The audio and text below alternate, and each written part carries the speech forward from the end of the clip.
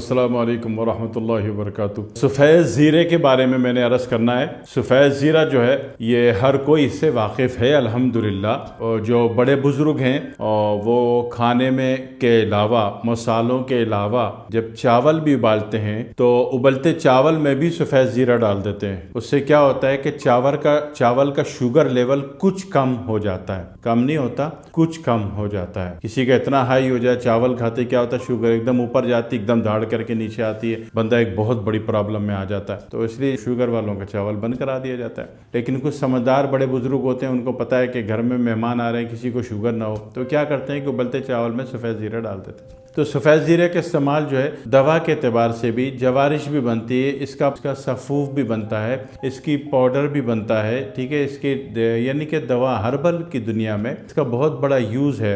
इसका एमरजेंसी में जुशांदा भी पका के पिलाया जाता है, इसका पाउडर भी खाया जाता है, इसका चूरन भी बनाया जाता है सफ़ेद ज़ीरे का। और इसी तरह किसी के घर में खाई मखाम स्मेल बहुत ज़्यादा है, अभी मेहमान आ रहे हैं और आपके घर में बदबू हुई, तो हो सकता है कि वो नेक्स्ट टाइम आपके घर में ना आए। तो ऐसी सूरत में कि घर बन सा हालत फ्लैट की ज़िंदगी है, तो उसमें क्या होता है कि एक बर्तन ले लिया और बर्तन में 2-4 इंच कॉटन का कपड़ा किसी भी कलर का डाला, सफ़ेद ज़ीरा पिसे हुए की 1 चुटकी डाली, इसको जला दिया, पूरे घर में धुनी दे दी, तो घर में इतनी अच्छी परफ्यूम की खुशबू हो जाती है, घर की बदबू एकदम मर जाती है। घर में जो एक मुर्दनी और सड़ांद और इन्फेक्शन की स्मेल आ रही है वो ख़त्म हो जाती है। घर जो है तरोताज़ा हो जाता है। और खाए मखा की एक मशहूर कुन खुशबू, मशहूर समझते हो, सहर, ठीक है ना, यह के बंदे पे तारी हो जाने वाली चीज़, एक खुशबू पैदा हो जाती है। महज 1 चुटकी जला के घर में धुआं दे देने से, बाद में पंखा खोल लीजिए।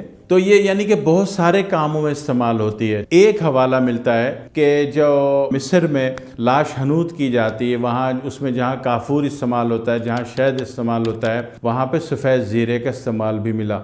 एक वाक़या ऐसा आपके पास दस्तयाब है। तो पता चला सफ़ेद ज़ीरा मामूली चीज़ नहीं है। दूसरी बात, अपनी दुनिया में आ जाए, सोजिश की कोई भी वैल्यू, सोजिश है, सूजन है, वरम है, तो ऐसी सूरत में भी इसका जुशांदा बना के पिलाना फ़ायदा देता है। तीसरी बात, आंत में, पेट में, मैदे में इन्फेक्शन वैल्यू बहुत ज़्यादा है, तो उसमें भी इसकी या तो चुटकी आपने ले ली। भारतीय पंजाब में और हमारे पंजाब में, दोनों पंजाब में जो घर के बड़े बुजुर्ग होती हैं, वो घर में एक चूरन बना के रखती हैं, ठीक है। उस चूरन में क्या होता है, अजवाइन होती है, सौंफ होता है, काला नमक होता है, और कभी कभी नौशादर भी मिला देते हैं, और सफ़ेद ज़ीरा होता है। इन सब को पीस के घर में रखते हैं। और जनाब अली, किसी को सारे फसाद की जड़ तो पेट है ना, एक नमक नौशादर के बगैर वाला और एक नमक नौशादर वाला। जो जिसको बीपी नहीं है उसको नमक नौशादर वाला 1 चुटकी मुंह में रखी, पेट की, मैदे की, आंट के, दिल के बंद हो रहा है, दिल घुट रहा है, दिल में प्रॉब्लम आ रही है, पेट में बार बार गैस ट्रबल हो रही है, पेट में दर्द हो रहा है, पेट में उभारा हो रहा है, तो ऐसी तमाम सूरतों में वो चुटकी एक मुंह में डाली, पानी पिला दी, बंदा ठीक हो गया।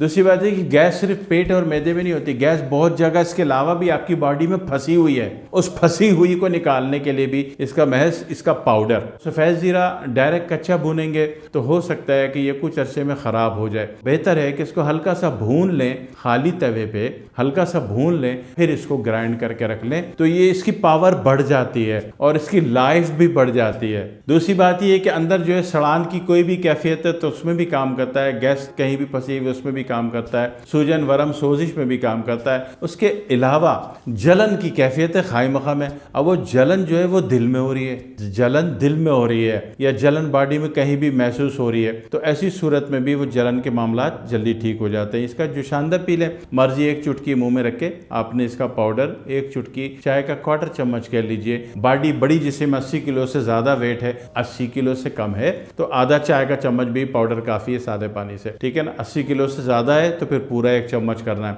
इसके अलावा वो मर्द और ख़वातीन जिनको खौफ होता है कि मैं मोटा ना हो जाऊं, अब ससुराल जाना है, अब ससुराल वाले तो नहीं है 1 रोटी पे आपको छोड़ेंगे, वो तो कहेंगे ये भी खा लो बेटा, ये भी खा लो बेटा, ये बड़ी उसने बनाया, छोटी साली ने बनाया, फुप्पो आई थी उन्होंने बनाया, सब खाना पड़ेगा ससुराल में जाओगे, ठीक है ना। खौफ आता है कि यार रात को ये मामलात काबू से बाहर ना हो जाइए, वो फलाना ढिमाका, तो उनका जो सेफ गाढ़ है वो सफ़ेद ज़ीरा है। सफ़ेद ज़ीरा भुना हुआ उनके पास होना चाहिए। हर खाने के बाद या खाने के ऊपर छिड़क दें, एक बड़ी चुटकी छिड़क दें, मंड के छिड़क दें बेफिक्र होके, इसलिए कि इसका साइड इफेक्ट आज तक काउंट नहीं हुआ, तो लिहाजा थोड़ी मकदार ओवरडोज भी हो गई तो इंशाल्लाह कोई नुकसान नहीं होने वाला होता। इसी तरह गैस की वो कैफियत जो पेट से जाके दिमाग तक को डैमेज करके दिल को दहला रही होती है, दिल बंद महसूस हो रहा होता है, उसको भी ये खोल देती है। इसके अलावा एसोफेगस की एक कैफियत होती है कि जो लोग खाना खाते ही फ़ौरन लेटने के आदी हैं, वो जनाब थोड़ा सा चले नहीं, फ़ौरन खाना खाया एकदम लेट गए या कमर टिका ली, तो उसमें एसोफेगस का मुंह बंद नहीं होता, तो उसमें या तो खाना पलट के लौट के आता है और या तो फिर ढिकार बंद हो जाती है। तो ऐसी सूरत में भी इसका पाउडर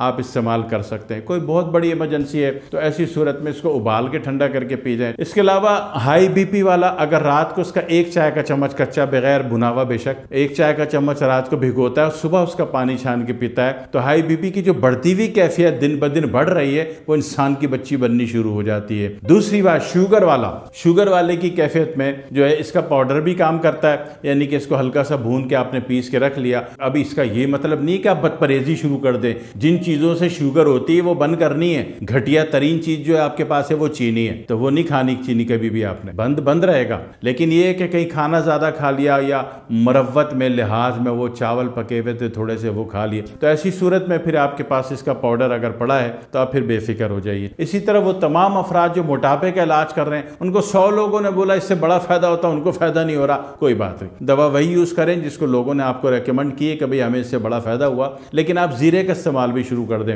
रात को आपने 1 चाय का चम्मच गर्म पानी में भिगो दिया, निहार मुँह पानी पी लिया, एक आसान तरीका।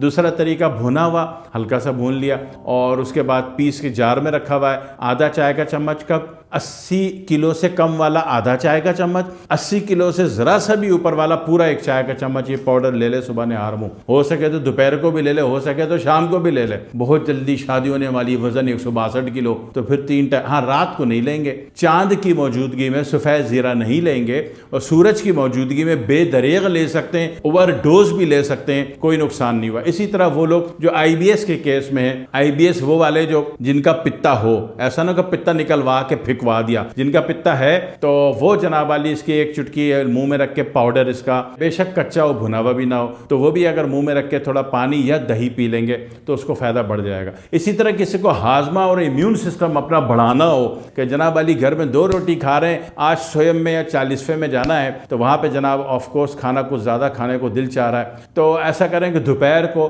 भुना हुआ सफ़ेद ज़ीरा थोड़े से दही में मिला के रायता बना के पी जाएं, तो रात को इंशाल्लाह इतना भूख लगेगी कि हो सकता है कि आप भी कोई मुल्क खा जाएं पूरे का पूरा, पकड़ाई में फिर भी नहीं आएंगे, क्योंकि ज़ीरा पी के गए ना आप। समझ में आ रही बात? तो ज़ीरे के फ़ायदे अल्लाह ने बहुत सारे दिए हैं, यानी कि बलगमी केस में भी जा रहा है, पाइल्स के टॉक्सिन में भी जा रहा है और सोजिश वरम में भी जा रहा है, ठीक है, ठंड में भी जा रहा है। इतनी जगह जाने वाली चीज़ मामूली तो नहीं है, सिवाय इसके कि अल्लाह की अता है, ठीक है, कदर कर लीजिए। हर सूरत में, हर फिगर में, हर हालत में आपके पास घर में होना चाहिए, फ़ायदे में रहेंगे इंशाअल्लाह ताला। वस्सलामु अलैकुम वरहमतुल्लाहि वबरकातुहू।